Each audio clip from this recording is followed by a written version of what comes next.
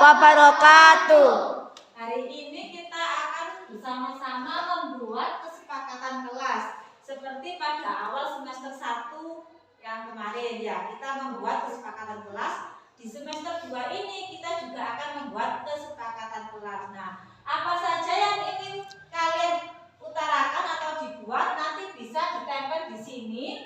Saya kasih kertas post-it, satu anak bisa lebih dari satu kertas. Satu kertasnya nanti satu kesepakatan kelas ya.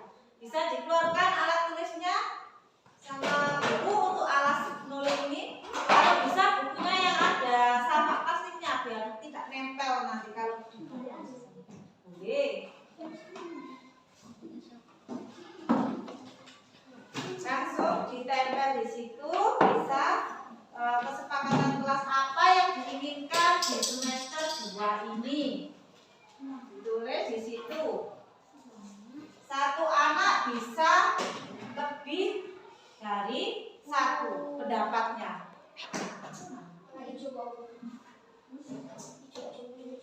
Gimana ini? Ada plastik deh. Kalau nggak ada plastik kan ada apa? Kamu pinjem bukunya temannya.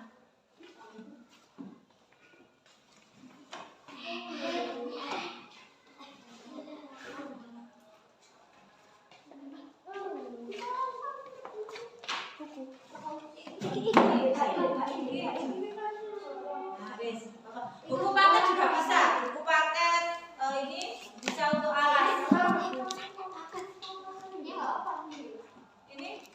Oh iya ini nggak apa-apa. Ini soalnya kayak. Bu, saya juga ya. Ya semuanya mengeluarkan pendapat ditulis di kertas. Apa? Ya kesepakatan kelas kayak di semester 1 kemarin. Apa yang ingin kita buat kesepakatan di kelas? Kalau sudah langsung tempel di sini. Lagi sebelah sini di sini ada kesepakatan kelas. Ayo, Bu, saya juga, Bu. bisa ditempel. Kalau yang urus sayang. Kalau ingin berpendapat lain atau nambah lagi bisa. Ingin lagi berpendapat atau ingin membuat lagi apa poin kesepakatan yang diinginkan bisa nambah kertas lagi.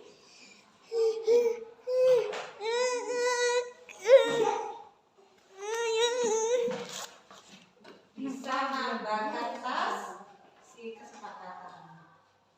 Tulis.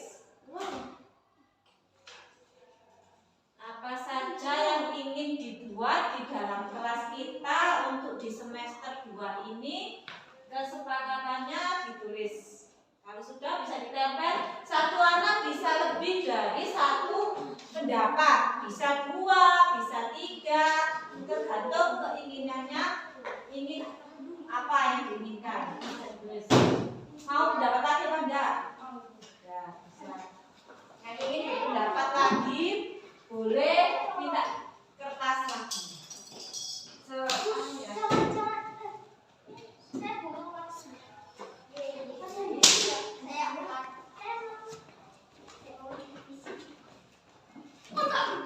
Bisa ditulis.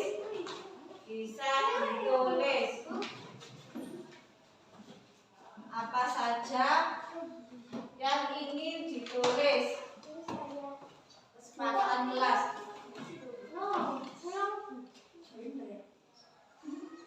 Kesepakatan kelas apa saja yang ingin ditulis, yang ingin bisa dikeluarkan pendapatnya semuanya. Nanti kita musyawarahkan bersama-sama. Di mana tempatnya? Di sini. Kan sudah dikasih contoh tempatnya sebelah sini.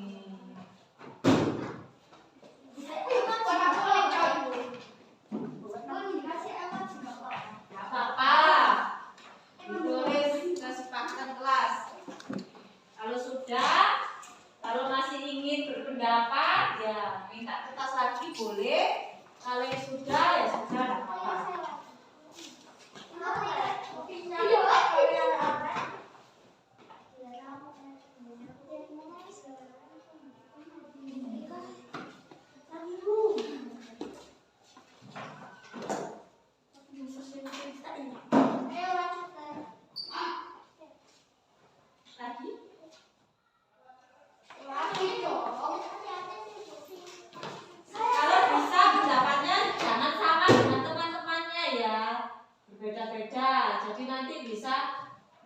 bermacam-macam kesepakatan kelas yang ada di kelas ini.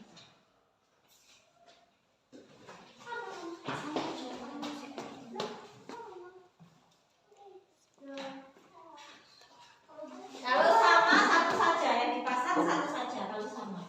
Kalau nggak sama bisa ditempel semuanya. Saya sudah belum. Saya kalau sudah ini saya tunggu sampai ini aja dulu. Nanti kita baca bersama-sama. Sudah. Yang terakhir. Nah, sini. Masih ada yang bagus. Sudah. Tadi kita baca bersama-sama. Ibu nak. Sudah. Nah, sini. Aku main. Pohon bisa duduk aja. Nah, wah, udah ditempel semua. Ayo belum. Sini.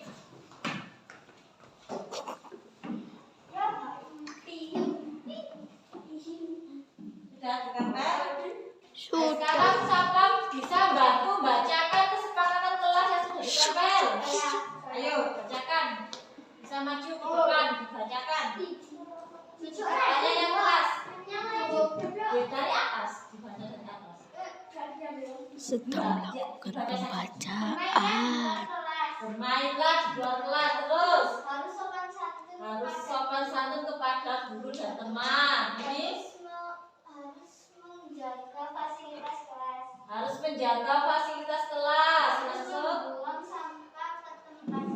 Harus membuang sampah ke tempatnya. Terus dilarang mencontek. Terus sampingnya lagi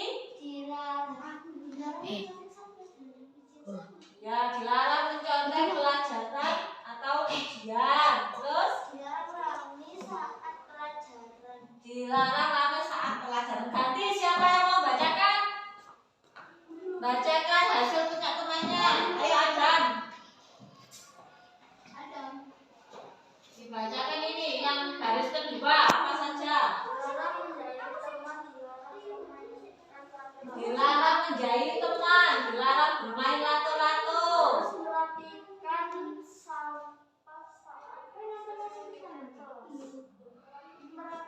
Harus merapikan sapu saat selesai piket kelas. Terus sama tadi dilarang mencontek. Terus setelah piket alatnya dinata sama tadi. Terus datang dengan tepat waktu. Terus dilarang ngomong kotor ya. Terus dilarang memainkan bendera merah. Ya, terima kasih. Langsung untuk yang bab ketiga siapa yang membaca? Ya orang.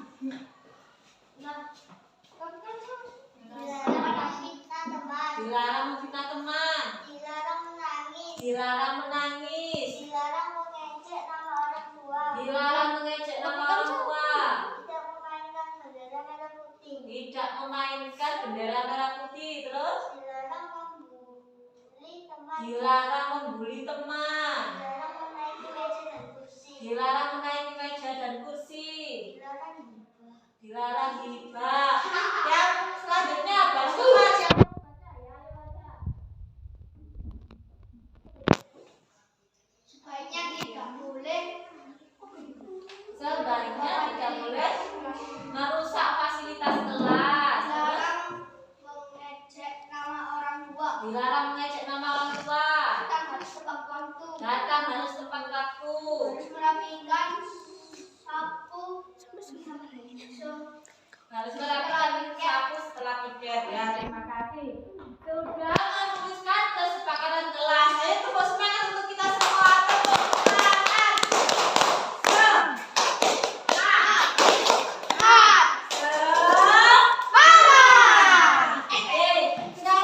Dari kesepakatan kelas kita rubah menjadi keyakinan kelas. Di mana keyakinan kelas terdapat nilai-nilai Mohon Baim duduk.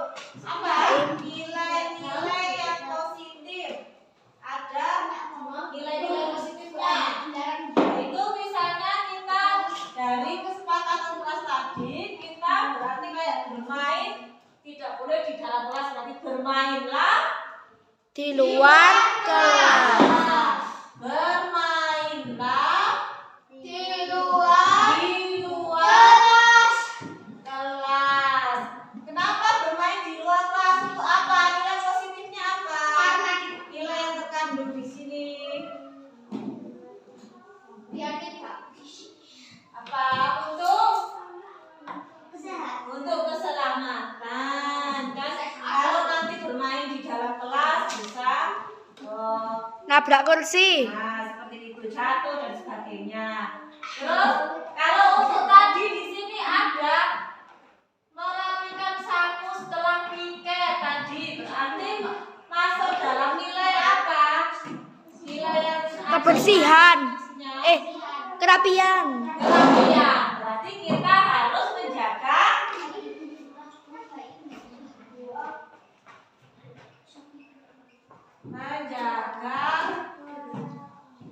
kerapian kelas.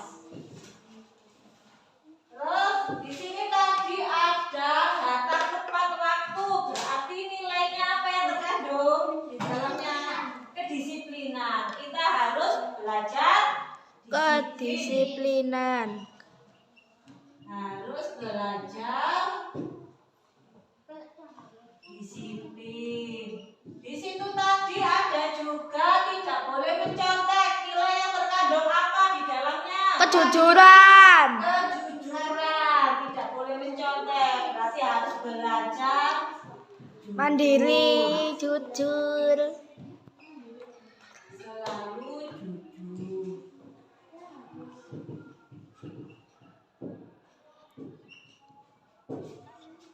Terus di sini tadi ada tidak memainkan bendera merah putih. Apa? Menghormati. Kita harus menghormati bendera. Kita harus menghormati siapa saja. Jasa pahlawan. Belajar menghormati Siapa saja. siapa Saja. tahu semua orang. Nah, kalau bendera walaupun bukan orang tapi itu adalah bendera negara, kita juga harus menghormatinya ya. Dari keyakinan kelas ini harus kita taati, harus kita patuhi. Jika tidak pasti akan ada sanksinya atau ada restitusinya ya. Nah, kesepakatan kelas kita ubah menjadi keyakinan kelas di mana kita harus selalu mentaatinya ya. Dan jika ada teman yang melanggar, berarti konsekuensinya pasti ada. Apa kira-kira konsekuensinya untuk kelas kita? Dan bisa Hukuman bisa. membersihkan halaman sekolah boleh.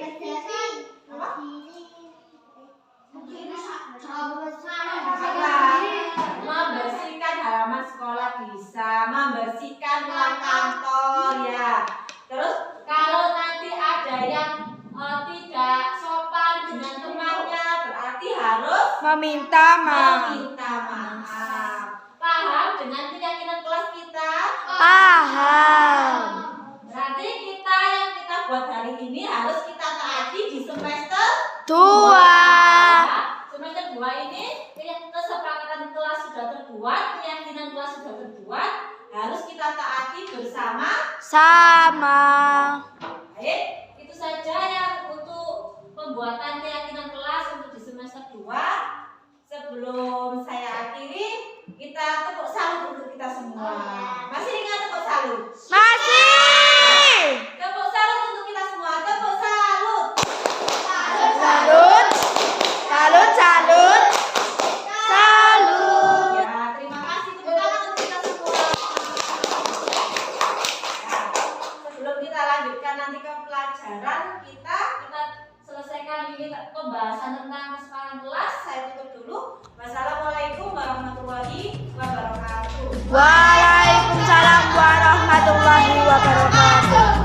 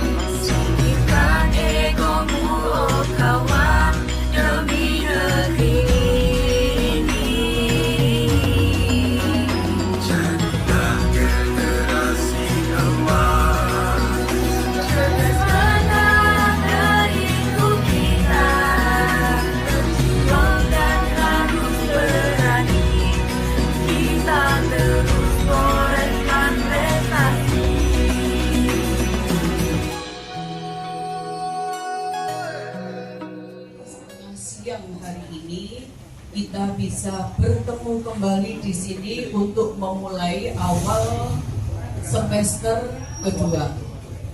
Kalau semester 1 kemarin sudah kita laksanakan, bapak-bapak pengawas 3 orang lengkap, pengawas kecamatan Prigen yang akan memberikan nanti adalah pembinaan dinas. Jadi nanti waktunya yang saya tulis di undangan kemarin jam 9 sampai 12.30, mohon maaf, itu artinya nanti ada tambahan jam. Karena yang pertama acara kita pagi ini, setengah siang ini adalah dari teman-teman guru penggerak untuk menyampaikan materi ilmu yang didapat oleh Bapak Ibu.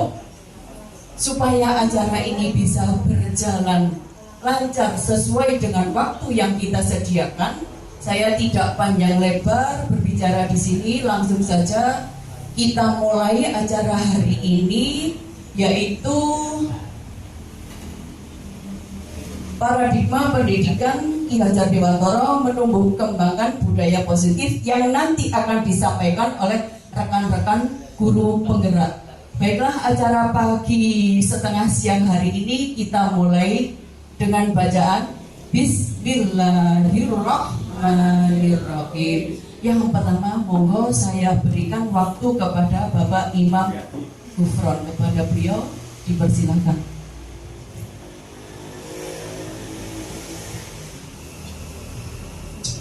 Bismillahirrahmanirrahim.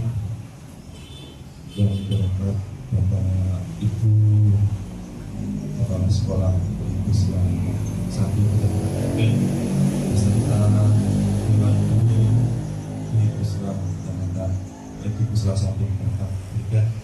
Marilah kita mengucapkan puji syukur kepada Allah Subhanahu wa taala yang telah memberikan sebuah karunia kesehatan sehingga kita dapat berada di sini dengan cuaca mendung menjelang hujan.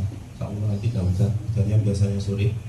Salam dapat tercurahkan kepada junjungan kita Nabi besar Muhammad SAW yang telah membimbing kita menuju jalan yang diridhoi oleh Allah Subhanahu wa taala. Sebelumnya kami mohon maaf, kami ke depan bukan berarti kami mampu atau di atas kalian semuanya, tidak. Ini kami hanya menyampaikan materi dan sekaligus tugas. Dan ini juga menjadi tanggung jawab kami selaku guru penggerak di kecamatan. Tugas kami di guru penggerak salah satunya adalah untuk membahaskan materi-materi yang kami dapatkan di pendidikan guru penggerak. Untuk saat ini kami bersama bersama Bu Malinda dan Bu Iwarka akan menyampaikan modul 1.4, di mana modul 1.4 itu mengajak kita untuk berbudaya positif agar tidak menjadi budaya ketimuran kita tidak tertinggal, tidak kehilangan jati diri. Jadi budaya positif di modul 1.4. Di modul 1.4 ada 6 materi, yang mana 6 materi itu sebenarnya sudah Bapak Ibu laksanakan. Tetapi kembali lagi, karena saat saat ini baru ada modul ini jadi depan. Jadi Bapak Ibu tidak tahu namanya. Maka pertama adalah dari Ibu Umi Wangsan yang akan menyampaikan materi disiplin positif dan nilai-nilai kebersihan universal, teori motivasi, hubungan dan penghargaan orang tua. Ini nanti dan konsentrasi.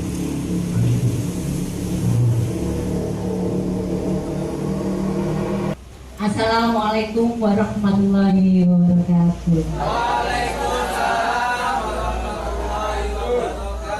Salam dari kami guru bergerak. Salam gerak. Bergerak, tergerak dan menggerakkan. Baiklah, langsung saja. Untuk materi yang pertama adalah budaya positif. Mungkin teman-teman guru hebat semua sudah melaksanakan budaya positif di sekolah dengan versi masing-masing. Dan ini budaya positif. Sebelum kita ke budaya positif, kita ke pandangan Ki Hajar Dewantara dulu. Sebagai guru, kita menurut pandangan Ki Hajar Dewantara mengenai padi ibaratkan anak dengan anak didik kita dalam melaksanakan pendidikan.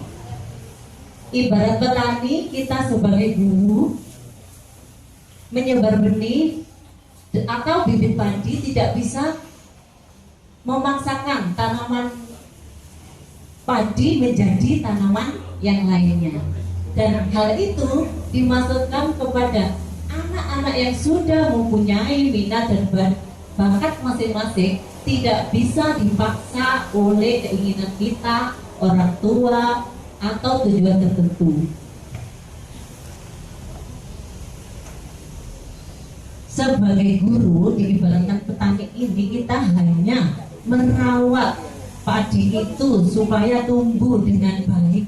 Kita hanya memberi, memupuk, menyiram, dan sesekali mencabuti rumput-rumput liar yang tumbuh di sekitarnya. Nah, kita harus mengupayakan terciptanya lingkungan yang berpihak pada murid dan mampu mendukung keberhasilan dalam pembelajaran yang ada di sekolah. Next. Nah, sekarang perubahan paradigma. Nah, kita menjadi guru harus terus berubah.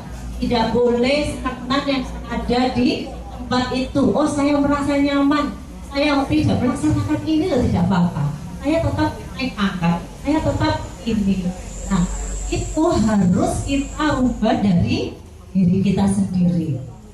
Nah, perubahan paradigma untuk membangun budaya positif sekolah perlu menyediakan lingkungan yang positif, aman, nyaman, agar murid kita mau berpikir, berpindah, dan mencipta dengan merdeka, mandiri, dan bertanggung jawab. Hal ini kaitkan dengan kontrol. Dalam hal ini, kontrol guru menghadapi buka. Apakah Anda karena yang ada di kepala Anda ini sangat berharga? Apakah Anda membolehkannya membuka atau menggenggamnya? Langsung saja. Nah, pertanyaannya muncul, siapakah yang sesungguhnya memegang kontrol, yang menutup kepala tangan, atau yang berusaha dengan segala cara untuk membuka kepala tangan? Jawabannya adalah tentu kita sendirilah yang memegang kontrol atas kepala tangan kita, dan kita sendiri yang bisa kapan bisa membuka atau menutup kepala tangan kita. Itu tergantung pada diri kita masing-masing sesuai dengan kebutuhan kita saat ini. Menurut Dr. William Glaser, dalam kontrol teori dinamakan choice teori. meluruskan beberapa miskonsepsi tentang makna kontrol. Di sini menurut beliau adalah ada ilusi guru mengontrol murid. Padahal sebenarnya kita tidak bisa mengontrol murid, apalagi murid saya. Murid yang luar biasa. Kalau kita mengontrol mereka, mereka akan memberontak. Nah, yang kedua adalah ilusi bahwa semua penguatan positif, efektif, dan bermanfaat. Yang ketiga, ilusi bahwa kritik dan membuat orang bersalah dapat menguatkan karakter. Kadang ini masih banyak yang sering dilakukan oleh guru, membuat anak-anak merasa bersalah, merasa dapat menguatkan karakter. Tetapi itu adalah identitas gagal. Yang selanjutnya adalah ilusi bahwa orang dewasa memiliki hak untuk memaksa. Di sekolah, siapa yang bertindak sebagai orang dewasa? Tentulah guru. Jadi, selanjutnya,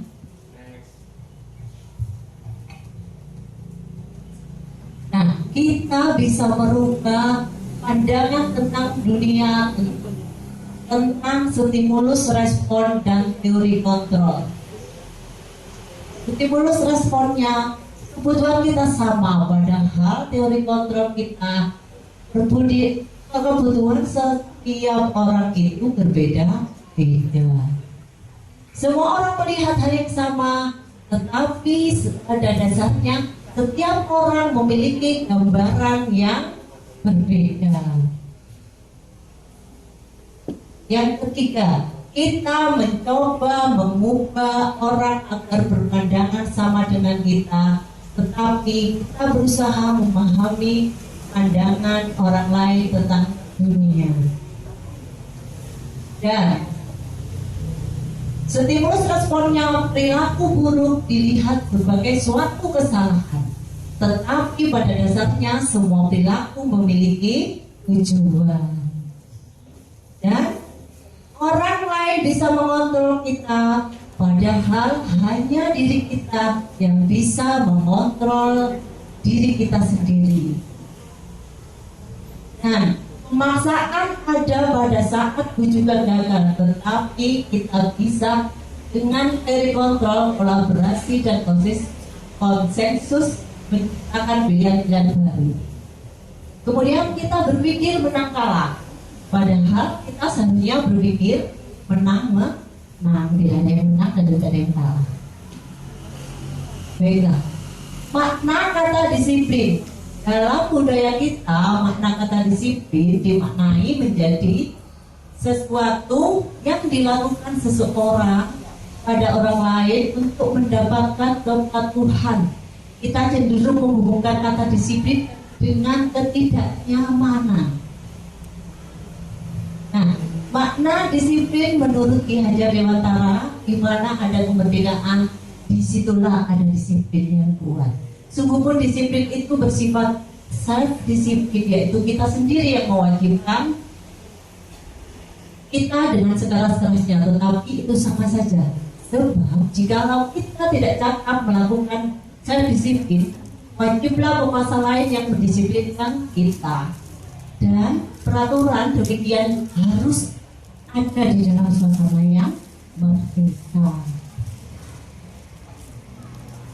Untuk menciptakan murid yang merdeka, syarat utamanya adalah harus mempunyai disiplin yang kuat.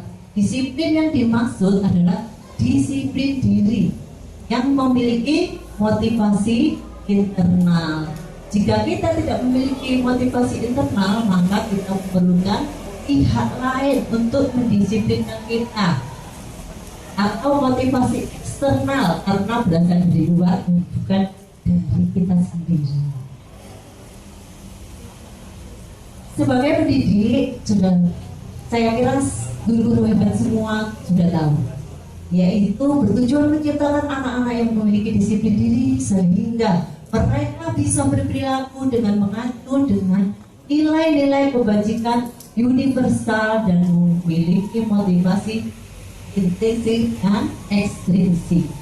Selanjutnya adalah nilai-nilai kebajikan, yaitu sifat-sifat positif manusia yang merupakan tujuan mulia yang ingin dicapai oleh setiap individu. Nah, ini nilai-nilai kebajikan tercermin pada profil pelajar Pancasila.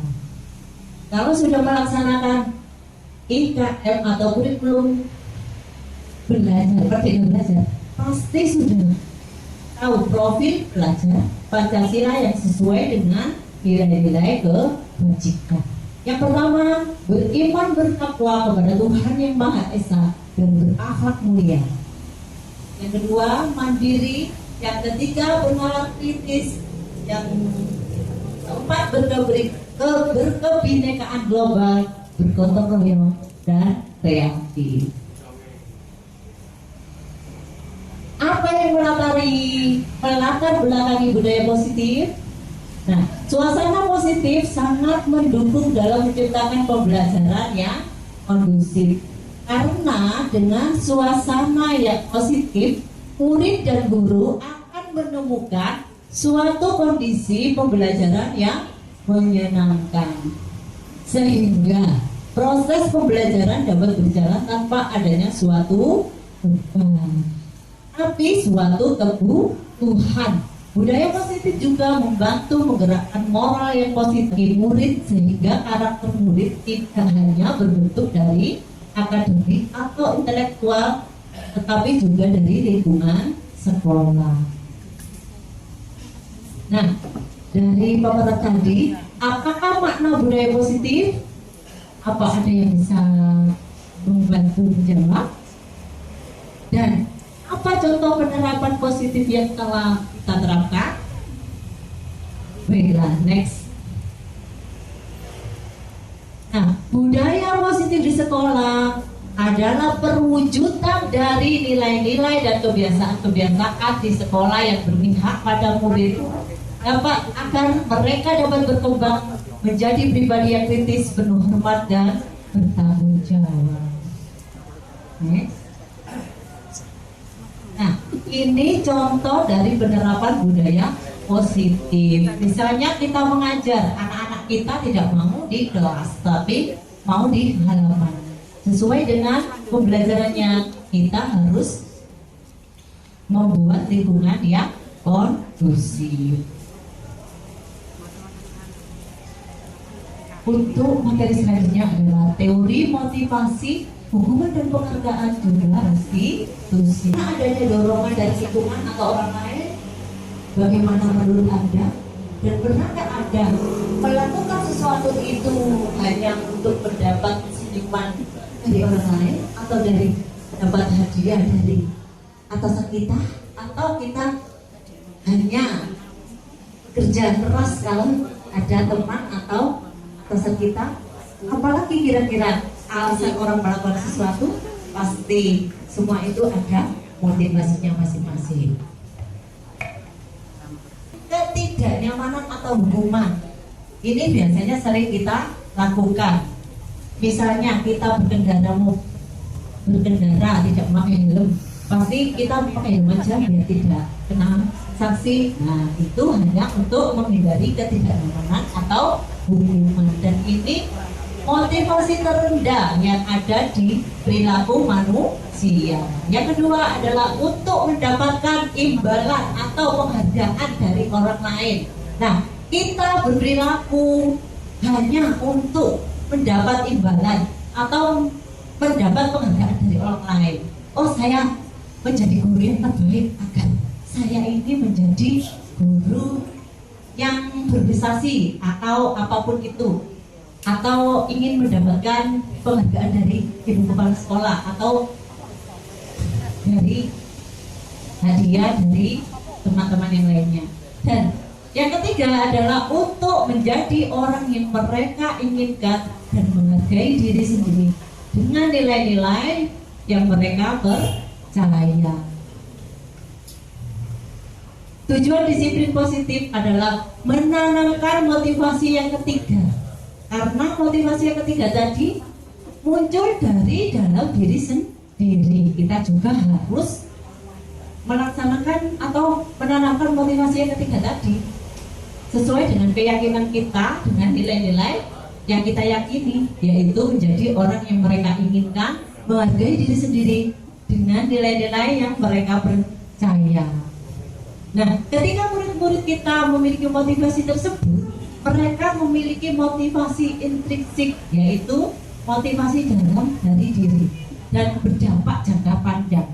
Karena tidak karena dia atau karena pujian dari orang lain atau karena hubungan tadi, karena motivasi itu sudah tumbuh dari dalam diri sendiri.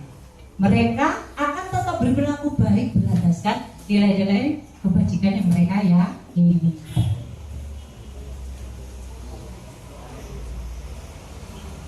Nah, sebagai guru, kita tanyakan pada diri kita sendiri. Saat hadir mengajar di kelas tepat waktu, motivasi apa yang Anda rasakan? Dan apakah Anda ingin pujian atau tidak ingin ditegur atasan? Oh, saya tidak ditegur, dia tidak ditegur atasan, saya datang tepat waktu, atau mendapat pujian dari atasan.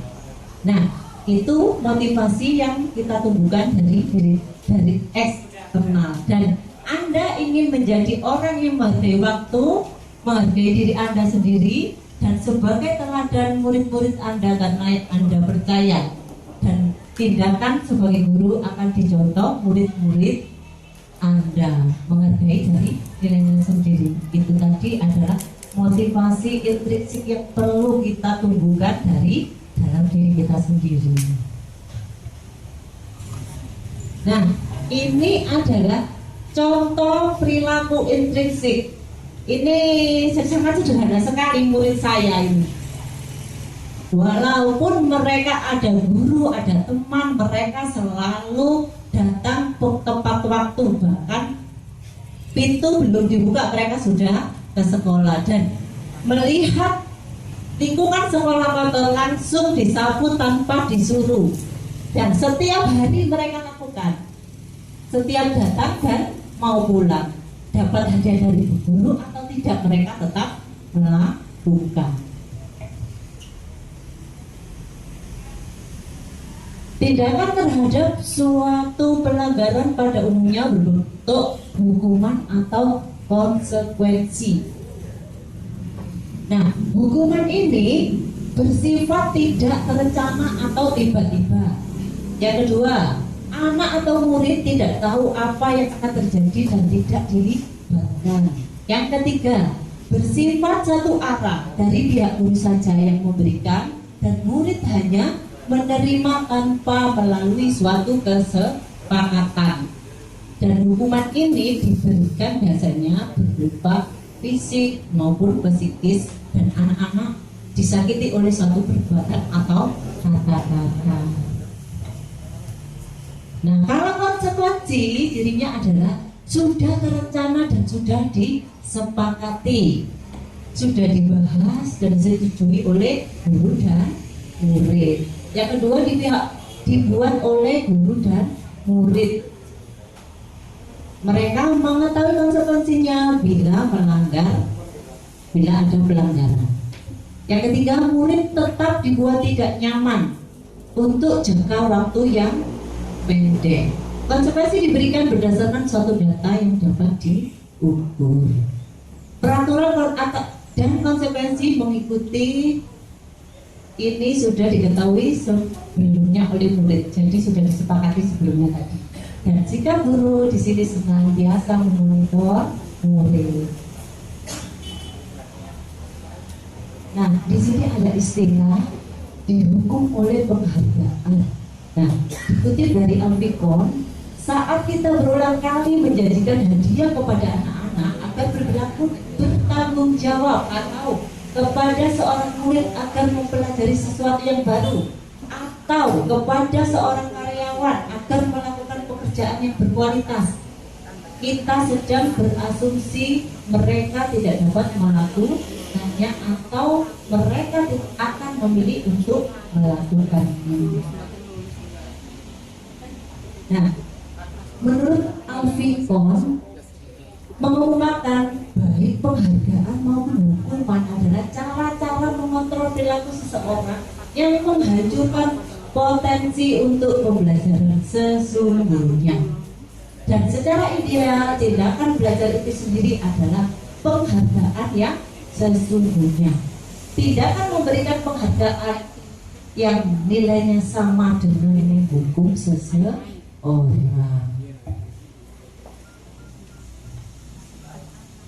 Nah, ini kita diperkenalkan restitusi. Nanti ini dilanjutkan di yang terakhir.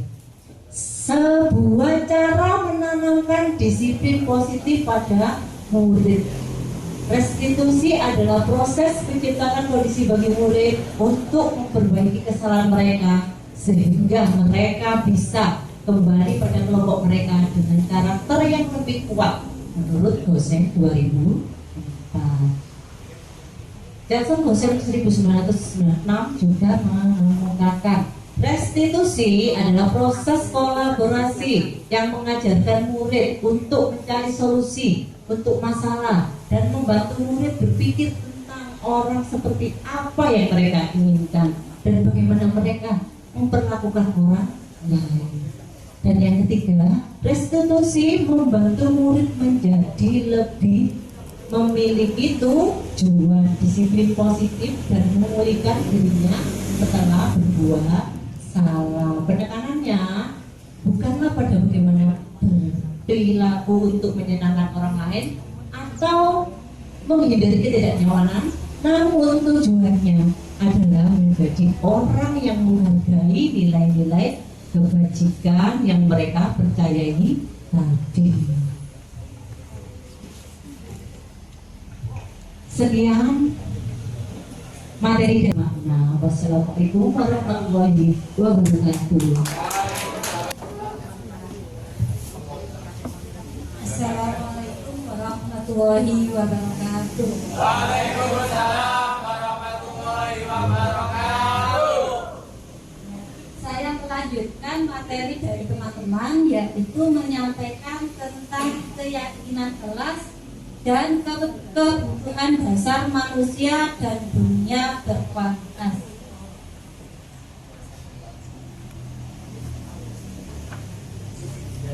Keyakinan kelas menurut Goseng 1998, suatu keyakinan akan lebih memotivasi seseorang dari dalam atau memotivasi secara intrinsik. Seseorang akan lebih bergerak dan bersemangat untuk menjalankan keyakinannya daripada hanya sekedar mengikuti serangkaian peraturan.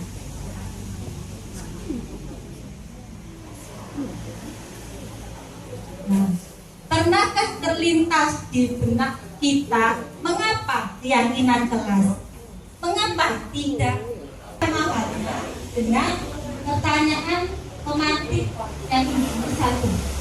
Mengapa kita memiliki peraturan tentang menggunakan helm pada saat mengendarai kendaraan roda 2 atau bermotor? Kira-kira apa jawabannya? Kenapa kita harus memakai helm ketika di jalan raya? Biar tidak panas. Biar Ya, tidak hilang. boleh. Ada lagi kira-kira jawaban dari Bapak Ibu guru yang lain? Karena kita punya cara pandang berbeda, jawaban itu bisa berbeda-beda. Apa kira-kira? Passion.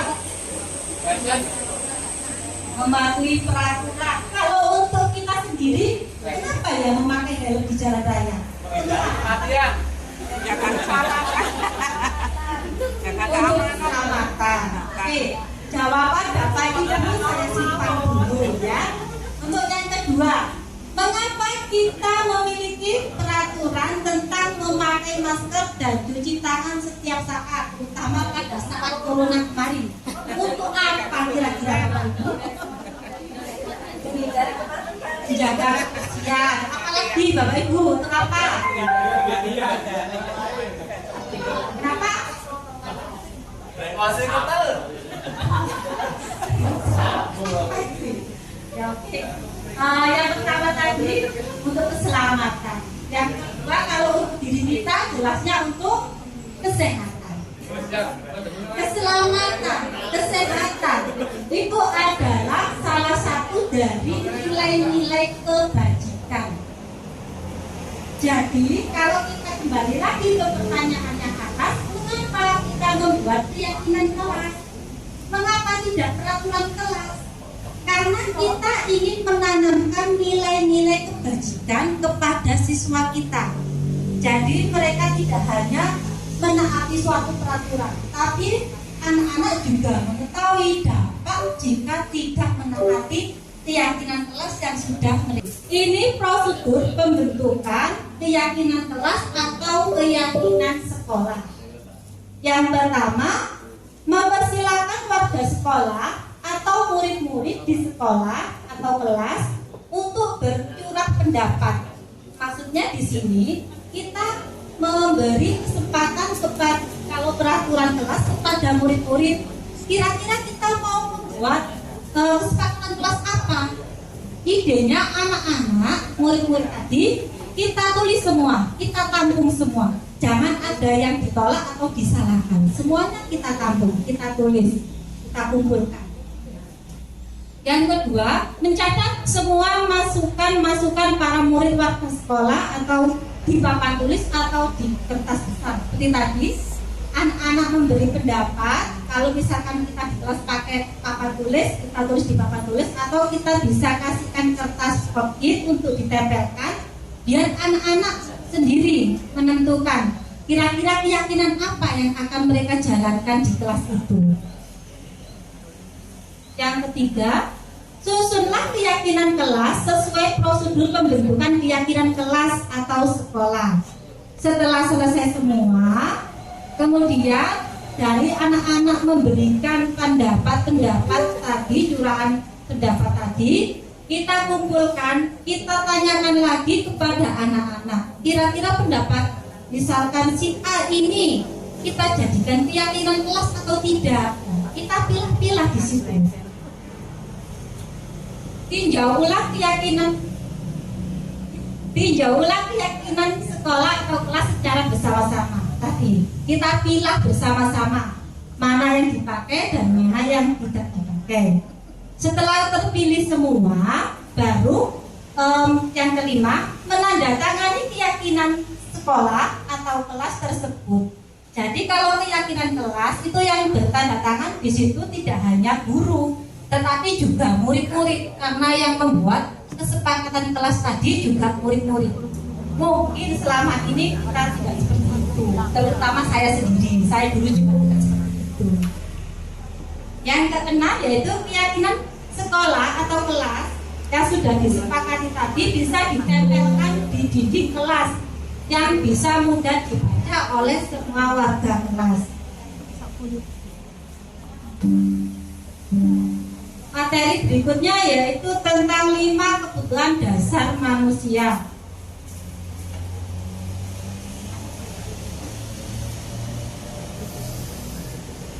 Yang pertama yaitu kebutuhan untuk bertahan hidup. Kebutuhannya bersifat fisiologis untuk bertahan hidup. Misalnya kesehatan, rumah, dan makanan. Kebutuhan biologis sebagai bagian dari proses reproduksi termasuk kebutuhan untuk tetap bertahan hidup. Ini semuanya pasti membutuhkan ini. Kita perlu makan dan minum dan juga tempat berlindung untuk bertahan. Yang kedua yaitu cinta dan kasih sayang. Kebutuhan untuk diterima. Kebutuhan untuk disayangi dan diterima meliputi kebutuhan akan hubungan dan koneksi sosial. Kebutuhan untuk memberi dan menerima kasih sayang atau kebutuhan untuk merasa menjadi bagian dari suatu kelompok. Ini bisa kita contohkan yaitu ketika berteman. Nah, itu salah satu contoh yang mudah. Tidak mungkin kita tidak membutuhkan orang lain. Tidak mungkin kita tidak punya teman. Jadi itu adalah contoh bentuk dari hubungan kasih sayang. Yang ketiga yaitu penguasaan, kebutuhan pengakuan atas kemampuan. Kebutuhan ini berhubungan dengan kekuatan untuk mencapai sesuatu, menjadi kompeten, menjadi terampil, diakui atas prestasi dan keterampilan kita, didengarkan dan memiliki rasa harga diri. Di sini contohnya yaitu misalkan anak-anak mengikuti lomba dan menjadi juara. Nah, disitulah anak-anak ingin biasanya diumumkan juara 1, juara 2. Berarti kita sudah mengakui dia mampu. Pengakuan seperti itu yang dibutuhkan. Yang keempat yaitu kebebasan, kebutuhan akan pilihan, kebutuhan akan kemandirian, otonomi, memiliki pilihan dan mampu mengendalikan arah hidup seseorang. Di sini saya contohkan ketika di kelas saya mengadakan literasi digital. Anak-anak membaca bacaan melalui laptop, tapi setiap anak bisa memilih bacaan yang mereka sukai. Jadi tidak harus ketika literasi setiap anak sama bacaannya. Mereka bebas memilih bacaan apa yang mereka inginkan.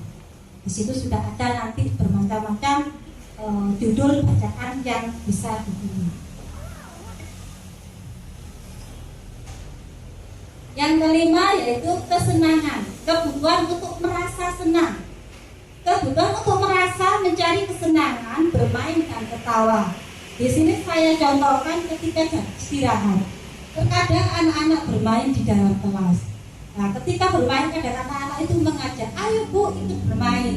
Nah, di situ saya berusaha untuk memfasilitasi anak-anak. Jadi saya juga ikut bermain bersama anak-anak ketika jam pelajaran istirahat.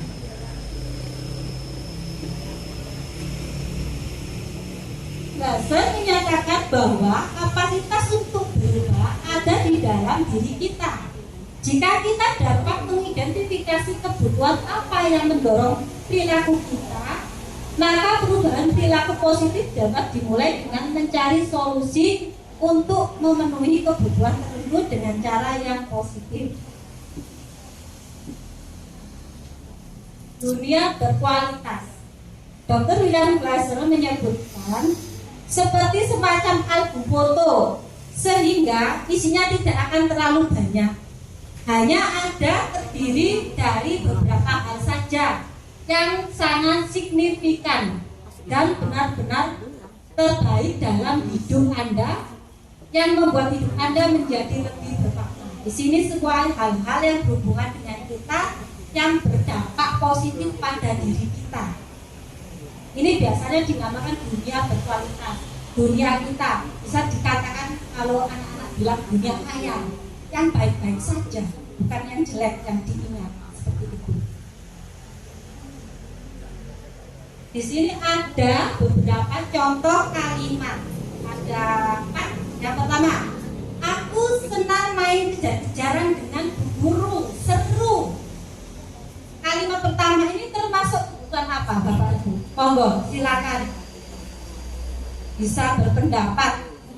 Ini termasuk kebutuhan apa dari 5 kebutuhan tadi? Apa?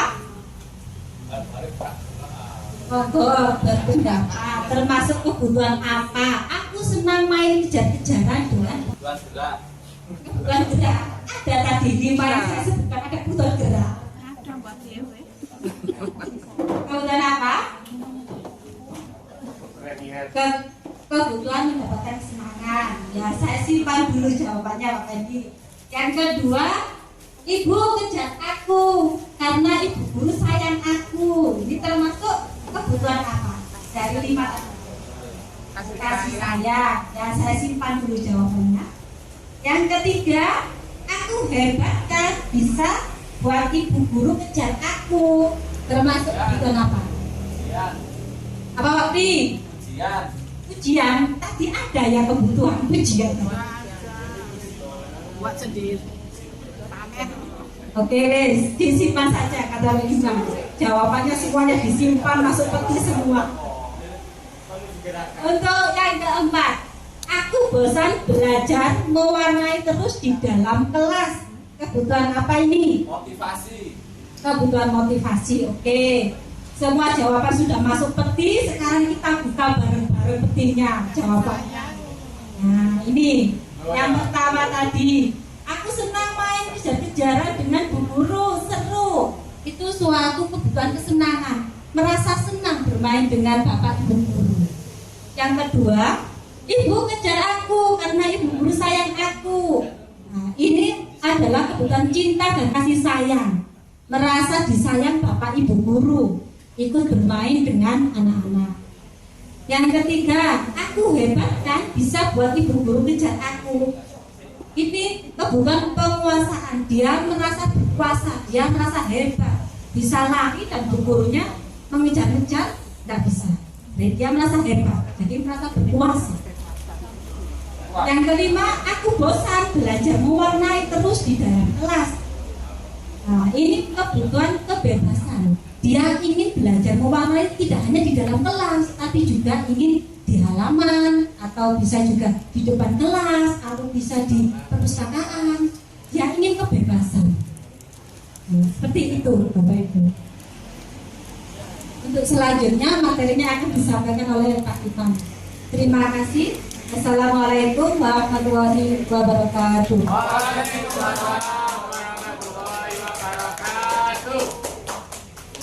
Assalamualaikum warahmatullahi wabarakatuh. Kalau tadi dengan ibu, sekarang dengan bapak. Jadi biar tidak bosan, biar mata ini merefresh. Tadi lihat ibu, sekarang lihat bapak. Kalau ibu tadi, Ibu Malida. Kalau ibu tadi, Bu Umi Warokah dari SDLB, beliau biasa menangani siswa yang luar biasa. Dari 4 materi ini, perubahan paradigma dari kontrol, disiplin, dan motivasi manusia, keyakinan kelas, hukuman, dan penghargaan, 5 kebutuhan dasar manusia, maka saya ada di 5 posisi kontrol dan segitiga restitusi. Sebenarnya 5 posisi kontrol ini sudah diulas pada 5 kebutuhan dasar manusia. Berikut juga segitiga restitusi sudah ada pembahasan di Ibu Umi Warokah tentang motivasi, disiplin, motivasi siswa serta perubahan paradigma. Semua ada di situ. Cuman di sini saya itu menekankan kembali. Jadi lebih cenderung ke praktek. Bapak Ibu semua tidak akan mendengarkan saya yang banyak bicara, enggak, tapi Bapak Ibu semua akan lebih banyak melihat video. Lebih banyak melihat video. Saya ulang, makna disiplin Gajah Dewantara adalah di mana ada kemerdekaan, disitulah harus ada disiplin yang kuat. Hubungan disiplin ini bersifat dengan self-disiplin, disiplin diri sendiri, yaitu yang mewajibkan kita dengan sekeras-kerasnya, tapi sama saja sebab kalau kita tidak cakap melakukan self-disiplin, wajiblah penguasa lain mendisiplinkan diri. Itulah sebabnya di sekolah, baik sekolah dasar, sekolah menengah atas, itu ada yang namanya tata tertib. Fungsinya adalah untuk mendisiplinkan, baik mendisiplinkan diri, juga mendisiplinkan siswa. Baik. Di dalam mendisiplinkan diri tadi ada 5 posisi kontrol. Ada 5 posisi kontrol. Menurut Daniel Gosen pada tahun 2004 itu ada 5 posisi kontrol yang diterapkan oleh guru, orang tua ataupun atasan melakukan kontrol. Kita di sini ada 5, ada pendukung, pembuat, orang bersalah, teman, monitor, dan manajer. Kita nanti berada di posisi yang mana? Apakah ke 5-5-nya ini sesuai? Kita lihat situasi dan kondisinya. Seorang pendukung bisa menggunakan hukuman fisik, baik fisik maupun verbal, ya, fisik maupun verbal. Semua dari 5 posisi kontrol tadi ada sisi positif dan sisi negatif. Saya sampaikan sisi negatifnya dulu. Sisi negatif di sini saat menjadi seorang pendukung. Sisi negatif, siswa ini akan menjadi kebal hukum. Salah satunya itu, misal gini, saat membuat kesalahan, kita selalu memberikan dia hukuman. Maka kalau siswa yang biasa terhukum, maka dia akan kebal. Nanti Pak hukumannya ini. Lah nanti juga seperti ini. Itu kalau siswa yang biasa terhukum. Siswa pandangan terhadap guru pun akan berbeda dengan penghukum. Siswa akan takut dengan sosok guru penghukum. Dia tidak dalam gini, seorang guru kan yang dinilai performanya, kemampuannya. Tapi kalau kita menjadi seorang penghukum, siswa akan melihat kita sebagai sosok yang kekal. Ingat, adalah pendidik. Pendidik ini berfungsi adalah dari yang tidak baik menjadi lebih baik. Itu fungsi kita. Kita bukan polisi, kita bukan hakim. Jadi kita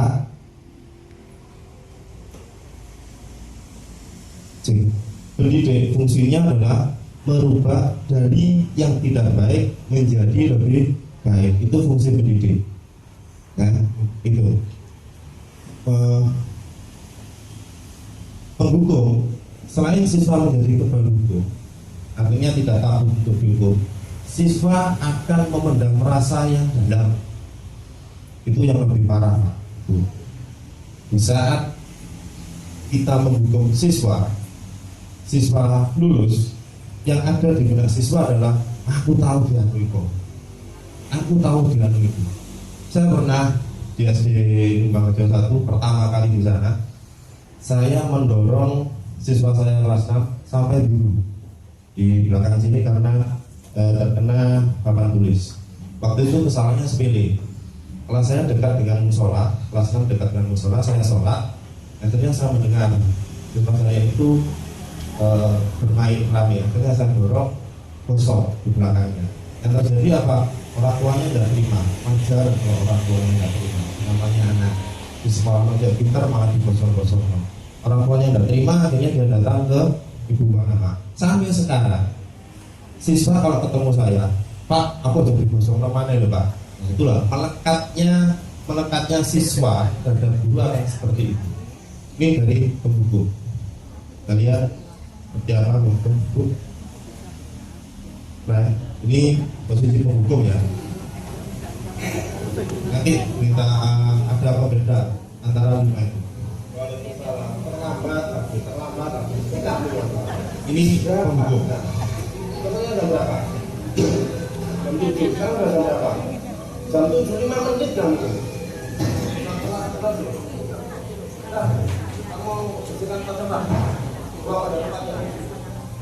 Nah, ini penghukum. Potongannya seperti ini penghukum.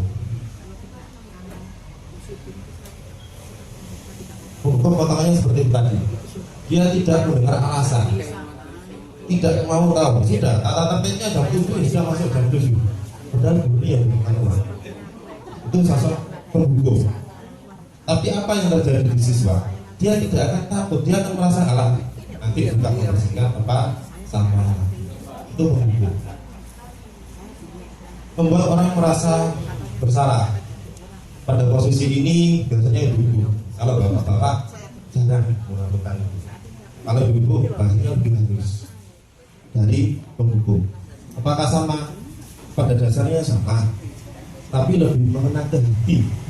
Efek negatifnya adalah siswa akan merasa bersalah terus dan siswa akan merasa terpukul. Siswa akan merasa terbatasi dengan apa? Rasa bersalah. Siswa akan merasa terbatasi dengan rasa bersalah. Siswa tidak akan mampu melangkah. Siswa tidak akan berani memberikan ide. Karena apa? Rasa bersalah. Membuat rasa bersalah. Kelebihannya apa? Positifnya apa dari membuat rasa bersalah? Kelebihannya siswa akan mencoba memperbaiki diri walaupun tidak sepenuhnya. Ini siswa merasa bersalah di situ. Contohnya bagaimana kata-kata pematiknya? Nah, ini pembuat bersalah.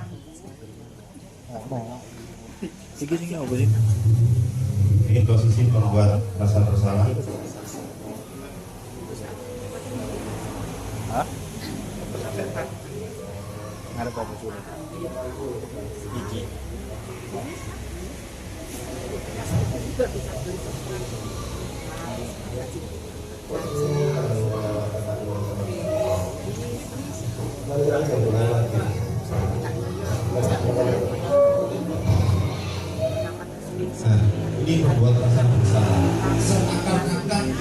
semua kegiatan terlambat karena dia. Seakan-akan semua kejadian itu gagal, kegiatan itu gagal karena dia. Maka yang kena adalah perasaannya. Perasaannya yang kena. Dia tidak akan bisa berkembang kalau seperti itu. Dia akan takut salah, mau melangkah salah, mau sebenarnya bisa, tapi karena dia sudah merasa bersalah dulu, sudah biasa disalahkan, maka dia takut untuk membuat ide atau membuat kegiatan yang lain. Itu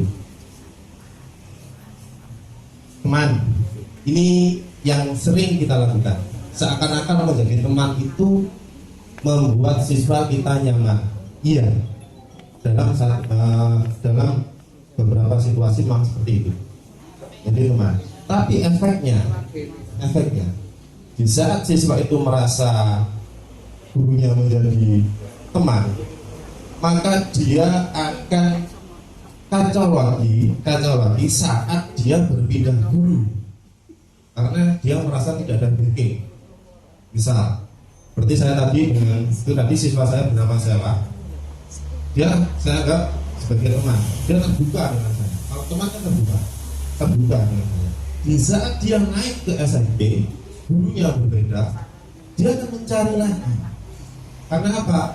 Dia hanya mempunyai teman, bukan memiliki seorang guru yang tugasnya adalah mendidik. Jadi dia akan memilih-milih lagi, mana guru mana yang dapat jadikan teman, guru mana yang tidak dapat. Kalau tidak mendapatkan guru yang diharapkan, dia akan lebih parah lagi dalam kenakalannya.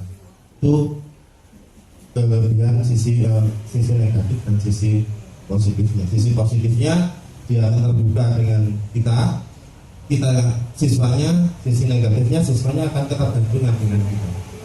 Itu. Contohnya seperti apa? Kayak ada. Kembali lagi bintang filmnya adalah Sarah.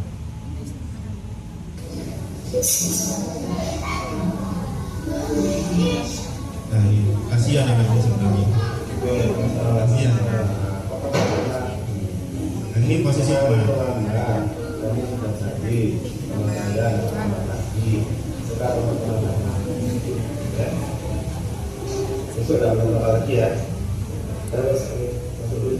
Nah, ini posisi teman.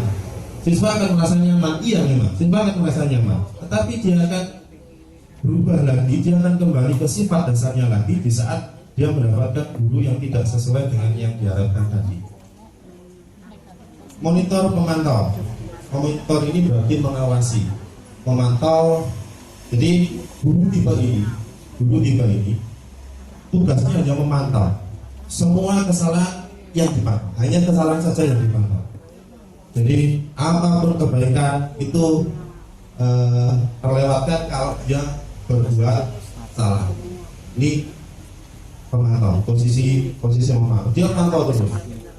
Masalahnya apa? Kamu sudah 2 kali loh. Kamu sudah 3 kali loh. Kamu sudah berjanji ini loh. Kamu sudah berjanji itu loh. Begitu. Dan seperti apa pemantau ini? Ini pemantau, posisi pemantau, siswa yang saya pantau. Dan ini pemantaunya. Ini pemantaunya.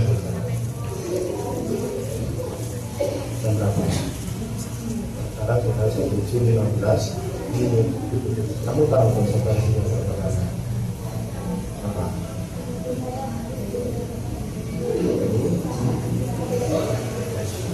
Kalau kamu sudah tahu, kamu keluar kelas dulu. Nanti kalau selesai istirahat, kamu masuk melanjutkan atau mengerjakan pengembangan dan pengembangan nanti. Ya, silakan juga. Nah, ini pemantau. Dia tetap mendukung, tapi tidak memberikan solusi. Dia tetap mendukung dengan pantauannya tadi. Kesalahan tadi duduk, dibolak-balik, diputar terus. Itu pemantau. Berikutnya manajer. Manajer ini adalah posisi di mana kita menjadi seorang aktor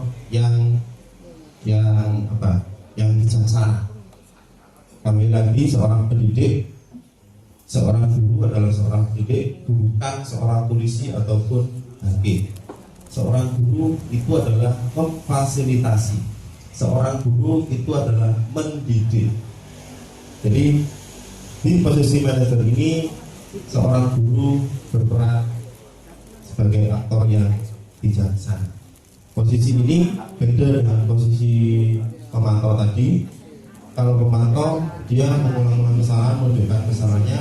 Tapi kalau posisi manajer adalah dengan memberikan solusi, tidak hanya menghukum, tetapi juga memberikan solusi. Itu bedanya. Bagaimana? Seperti ini. Ini posisi manajer. Kita sama-sama belajar manajer.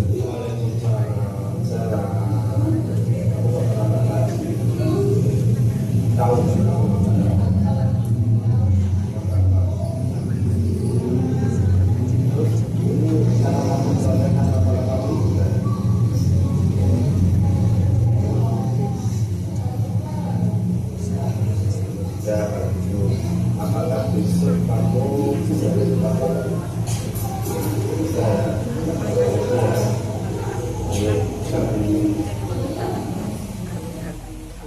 Ya, bentar dulu. Bedanya pemantau dengan manajer. Kalau pemantau dia selalu memberikan data kesalahan. Tapi kalau manajer dia memberikan solusi. Dia mengajak siswa. Terus bagaimana kamu mengatasi masalah ini? Saya berangkat lebih pagi Pak, saya bangun lebih awal. Itu merupakan solusi. Dan solusi itu tidak disampaikan oleh pendidik. Solusi itu tidak disampaikan oleh gurunya. Tapi solusi itu disampaikan oleh si pembuat kesalahan. Bagaimana caranya? Saya yakin Bapak Ibu semua itu punya cara. Bapak Ibu semua sudah pernah melakukan itu semua. Tetapi karena ini muncul pada tahun di guru penggerak, maka guru penggerak tahu nama-nama posisi seperti ini. Berikutnya adalah restitusi. Restitusi adalah proses menciptakan kondisi bagi murid untuk memperbaiki kesalahan mereka sehingga mereka bisa kembali pada kelompok mereka dengan karakter yang lebih kuat. Bosen tahun 2004. Restitusi juga adalah sebuah proses kolaboratif guru dengan siswa untuk mencari solusi dalam menyelesaikan masalah. Dan tadi dalam menyampaikan awal saya tidak akan banyak bicara, tapi akan banyak kaji. Restitusi bukan untuk menebus kesalahan. Restitusi memperbaiki hubungan. Restitusi adalah tawaran, bukan paksaan. Ingat, restitusi adalah tawaran, bukan paksaan. Karena apa? Karena siswa itu mempunyai kodrat alam dan kodrat zaman.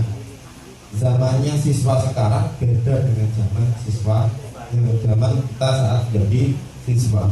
Zamannya siswa sekarang berbeda, yang berbeda tahun akan datang dengan zaman kita. Jadi jangan dipaksakan. Restitusi menuntut diri untuk melihat ke dalam diri.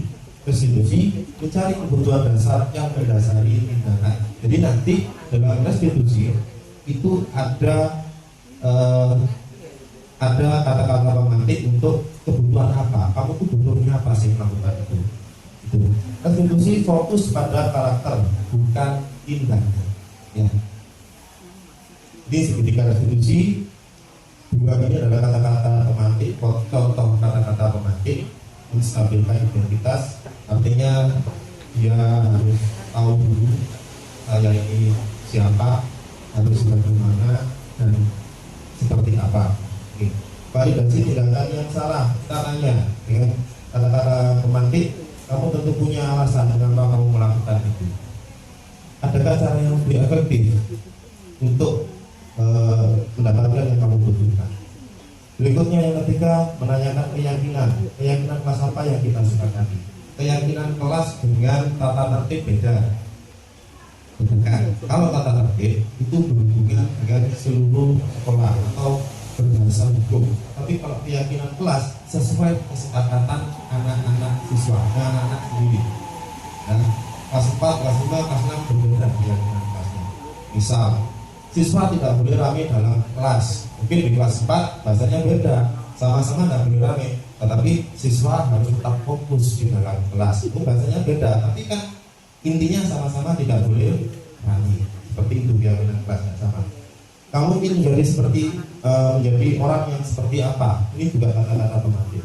Dari menstabilkan identitas, validasi tindakan yang salah, menanyakan keyakinan, apakah boleh? Cara mengerjakannya dibolak-balik boleh, tergantung situasinya seperti apa. Nah, ini saya punya video lagi. Video saya ini saya gunakan aktor yang istimewa. Si beda dengan yang tadi. Kalau tadi kan Sela, cewek. Mungkin Bapak dua cewek, Pak. Iya, cewek. Ini aktornya istimewa. Nah, ini aktor istimewa. Tahu kamu tak suruh dulu? Tahu. Kenapa? Kami Ragu. Ini apa? Setiap orang itu punya masalah.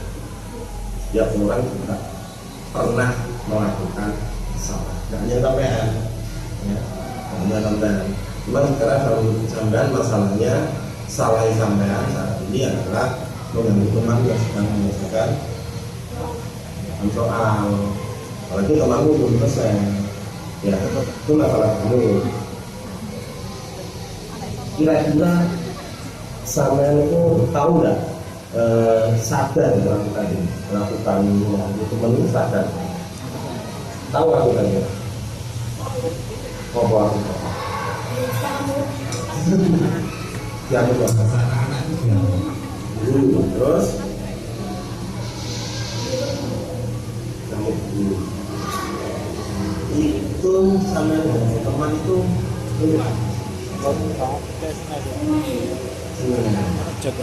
terus nangis sama kelas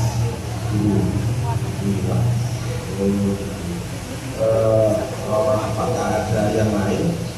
Oh, nggak ada. Sini ada nggak cara lain yang lebih efektif untuk mencari kesehatan sampean selain ini? Enggak. Kenapa nggak menjalankan? Itu bukan berarti karena kalau belum ada, mana bisa nggak? Bisa. Contoh mana contoh? Contoh. Ini. Oh, gitu. Jadi, lain kali misalnya di dalam selesai solusinya adalah supaya itu menjadi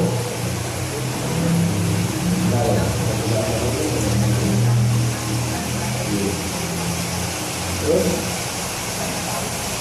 kemudian fasilitas keahlian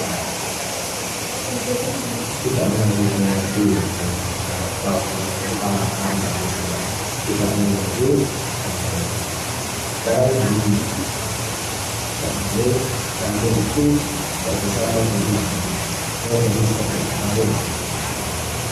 menjadi orang yang seperti apa. Nah, itu tadi ternyata dia itu hanya senang saja dengan menunggu temannya, dia merasa senang. Maka saya tanyakan balik, apalagi selain mengganggu teman supaya kamu mengganggu, yaitu solusinya. Ya, itulah manfaat dari tiga dan sisi. Apakah itu jaminan siswa tidak akan nakal lagi? Tetap nakal. Cuma kita mempunyai bahasa. Kita adalah seorang pendidik itu tidak ada habisnya untuk mendidik. Pendidik itu mengubah hal yang tidak baik menjadi lebih baik. Tetap kalau dengan menggunakan strategi apapun yang namanya siswa itu tetap nakal. Makanya bentuk orang tua dari sekolah adalah kita sebagai seorang pendidik. Jangan sampai siswa itu di sekolah juga tetap marah dari orang tuanya, masuk di sekolah tidak dimarahi sama gurunya. Dan disalahkan kalau siswa itu keluar sekolah menjadi sangat indah. Dan kenapa? Didikan yang dia bina adalah didikan kekerasan, bukan kasih sayang. Padahal seorang pendidik untuk mengubah karakter siswa itu dibutuhkan kasih sayang. Ya, itu dari saya. Kita masuk ke tanya jawab. Yang mau ditanyakan, monggo. Saya harapkan ada yang tanya. Monggo. Ibu mungkin sini. Ya. Maksudnya gini apa? Betul. Oh betul. Yang lain monggo.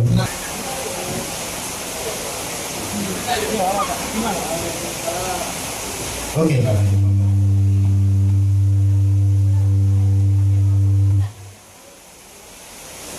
Assalamualaikum warahmatullahi wabarakatuh.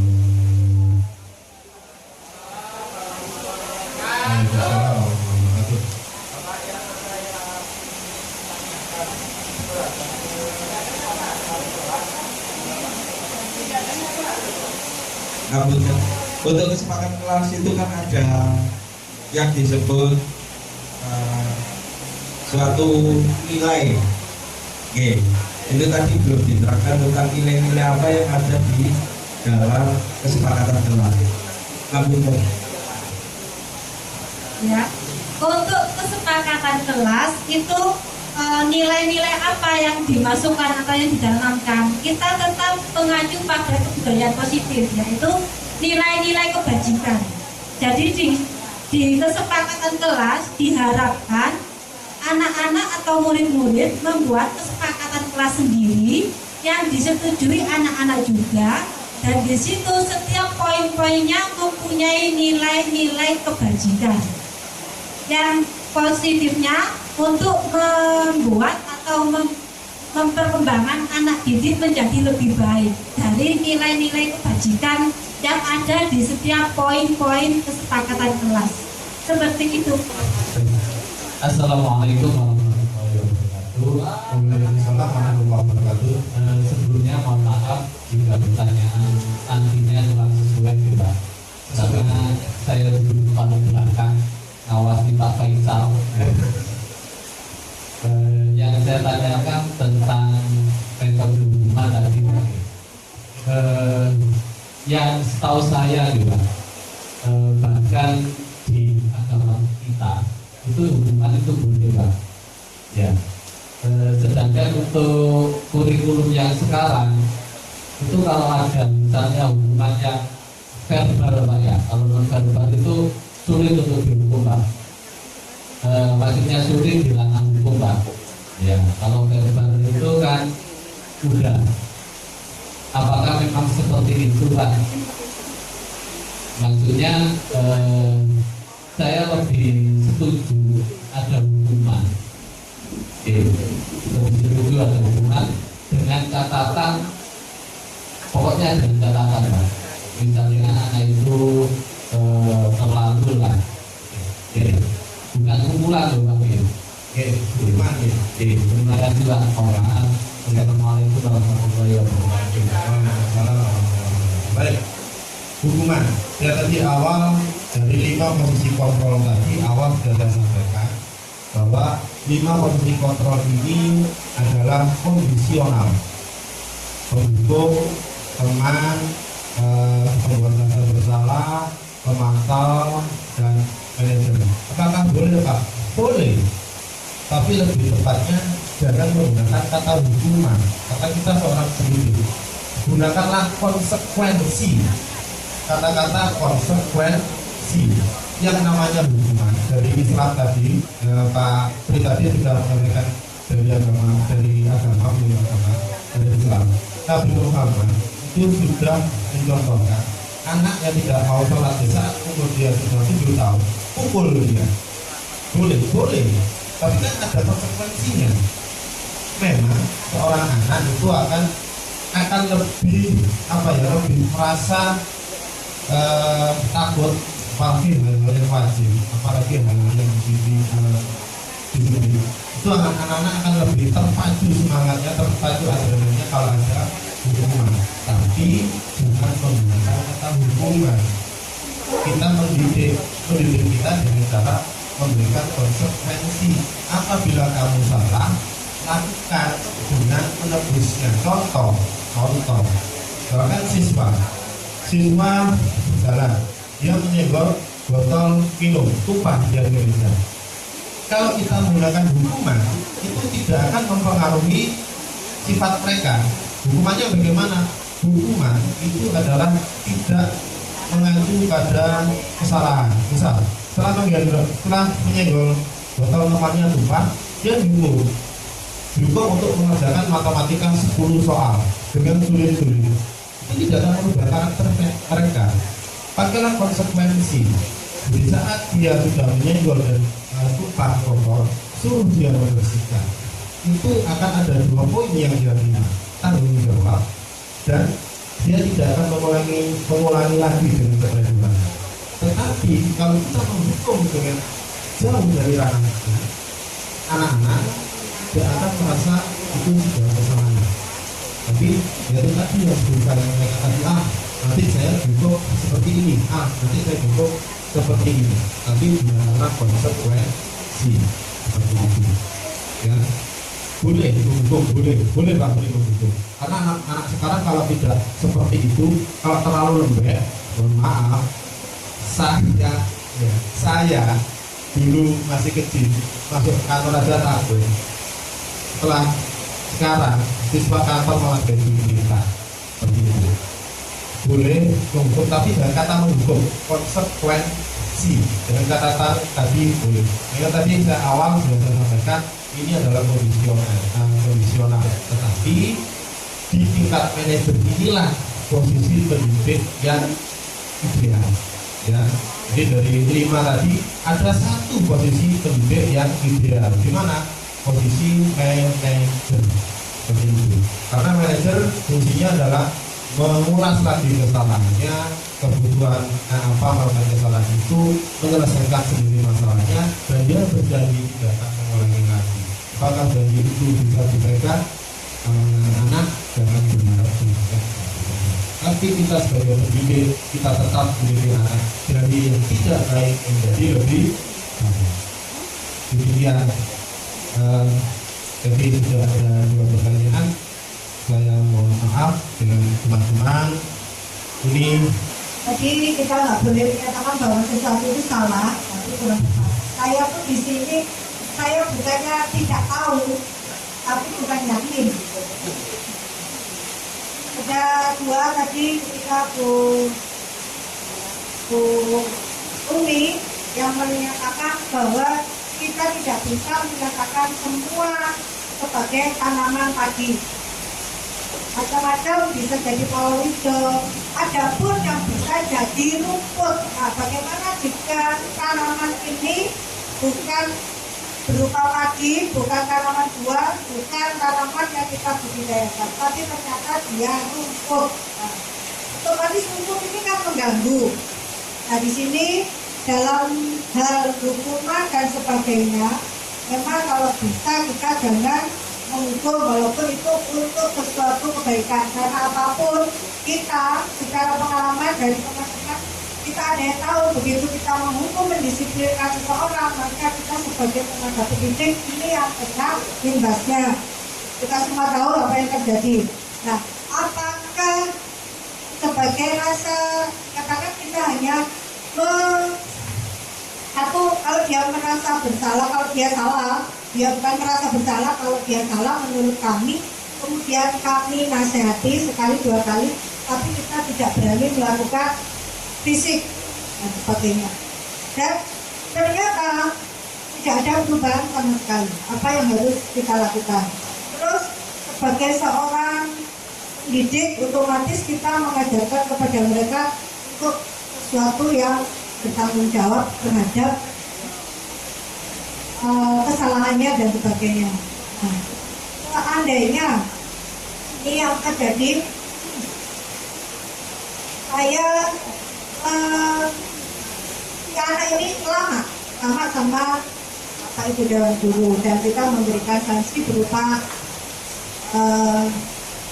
memanggil orang tuanya, dan orang tuanya pun memahami bahwa anak ini melakukan kesalahan, dan wali murid sudah berjanji akan menasihati. Tapi begitu masuk ke sekolah lagi, kalau wali murid itu melakukan tugasnya sebagai seorang tua untuk mendidik atau tidak, tapi ternyata tidak ada perubahan sama sekali. Apa yang harus kami Bapak Ibu Guru lakukan? Yang kedua, seandainya bukti bahwa anak ini ya melakukan perubahan, terus kita membiarkan, wis ini modelmu kayak ngono, tak karepku, apakah itu bukti bahwa itu sebagai rasa kasih sayang atau rasa putus asa? Mohon pencerahannya. Terima kasih. Perkembangannya itu alhamdulillah kita tidak pernah putus asa, walaupun anak ini ada perkembangan atau tidak, tapi kita sebagai pendidik tetap yakin bahwa anak ini akan berubah dan kita tidak pernah putus asa. Nah, dari pembahasan Ki Hajar Dewantara tadi, misalnya anak ini kita ibarat petani. Nah, kalau padi nggak mungkin kan kita menanam padi kita harapkan tumbuh jagung, kan mustahil. Nah, itu tidak kita tidak memaksakan. Loh, keinginan kita kadang itu orang tua yang mempunyai ekspektasi yang lebih tinggi, dan itu yang mengganggu perkembangan anak tersebut. Karena anak ini, semua anak mempunyai kelebihan dan kekurangan masing-masing. Walaupun anak saya ya, kan kita menabur benih, apapun benihnya wajib kita rawat. Nah itu, apalagi benih-benih di SLB. Nah benih-benihnya itu ya ibaratnya benih-benih kalau kasarannya karen-karen. Nah tapi kan masih mempunyai kelebihan. Nah seperti anak saya tadi, saya saja kurang yakin bisa melakukan hal tersebut, menjaga kebersihan. Kadang malas membuang sampah, saya saku. Nah, itu contoh hal kecil. Nah, kalau di SLB sangat berharga sekali. Nah, kalau secara di SLB bisa, kalau di normal pasti lebih bisa. Nah, kalau anak-anak ini kita perlakukan dengan baik dan dengan kita mengajar dengan ikhlas, insya Allah anak-anak ini akan mengerti. Dan kembali lagi ke anak-anak yang tadi ya, anak-anak yang angel digandani. Nah itu memang kan ada faktor intrinsik dan faktor ekstrinsik atau faktor eksternal dan internal. Nah kita harus mencari tahu dulu atau apa yang akan kita lakukan anak ini. Misalnya kalau saya berhubungan dengan psikologi, psikiater atau apa, karena ini mungkin di luar normal atau mempunyai apa, kita lihat dulu apa yang menyebabkan tingkah laku mereka, baru kita asesmen. Setelah asesmen awal, asesmen tengah, terus apa yang kita lakukan, baru ini sudah semua saya lakukan, anak ini kok begini. Nah kita cari solusi bersama-sama seperti itu. Kalau di lembaga saya, mungkin teman saya yang akan menambahkan, monggo. Ya, baik. Ini kembali lagi, kita sebagai pendidik, namanya anak itu mau dihukum berapapun, dihukum apapun, dia akan tetap kembali. Namanya anak, kan ada kodrat alam sama kodrat zaman. Mau dihukum bagaimanapun, tetap kembali. Anak itu akan sadar di saat itu umur 17 tahun. Di saat anak menyentuh 17 tahun, anak itu akan berpikir, karena ada 3 fase anak. Ada fase anak, ada fase remaja, ada fase dewasa. Kalau anak, selama anak itu nakalnya hanya nakal anak-anak, mengganggu teman, seperti yang saya bilang tadi, itu wajar, normal. Tetapi yang jadi masalah kalau anak itu sudah masuk ke ranah kriminal, itu yang masalah. Oke, itu masalahnya di situ. Apakah hukum boleh? Tapi lebih tepatnya gunakan kata konsekuensi. Artinya siswa itu melakukan kesalahan yang apa, konsekuensinya juga apa, jangan melenceng gitu loh. Misalkan kalau dia rame di kelas, bapak itu suruh keluar, itu jauh, dia tidak ada sadar itu. Yang dia tahu akhirnya, Pak betul. Apalagi kalau nakal, kalau teman saya nakal itu gitu. Kalau disuruh keluar aja, bukan suruh keluar ya enak. Yang penting mertuai, seperti itu. Jadi gunakanlah konsekuensi. Jangan sampai putus asa. Ini nanti sudah masuk pendidik, namanya pendidik tinggal mendidik terus. Gitu loh. Siswa kita bukan robot. Kalau disetel, disetting awal tidak boleh kembali itu robot, tapi siswa kita ini mempunyai akal dan pikiran. Keluarganya berbeda, backgroundnya berbeda. Di kelas bisa jadi baik, di rumah belum tentu baik menurut versi kita. Jadi kita sebagai pendidik harus tetap mendidik anak, mengubah anak dari yang tidak baik menjadi lebih baik. Dengan cara apa? Bapak Ibu lebih memahami karakter masing-masing anak. Tapi ada garis atas di situ, kita adalah pendidik. Itu ya Bapak Ibu. Oke, kalau sudah saya akhiri rekonek kita saya bertiga mewakili dari kolaborasi teman-teman. Mohon maaf apabila ada salah kata. Ucapkan terima kasih dari Ibu Ketua KKG, Pak Uji sudah memberikan tempat bagi kami bertiga. Mohon maaf untuk Bapak Ibu semuanya apabila saya tadi mengutarakan materi terlalu tajam. Mohon maaf. Saya bukan berarti paling pinter, paling mampu, enggak, tapi ini hanya tugas. Jadi saya akhiri. Assalamualaikum warahmatullahi wabarakatuh.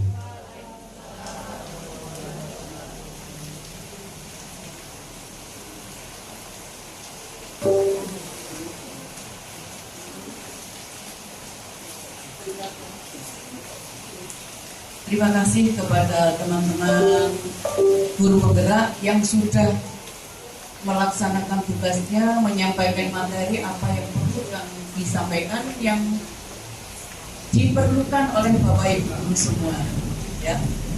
Kemudian yang acara selanjutnya ini sesuai dengan jadwal.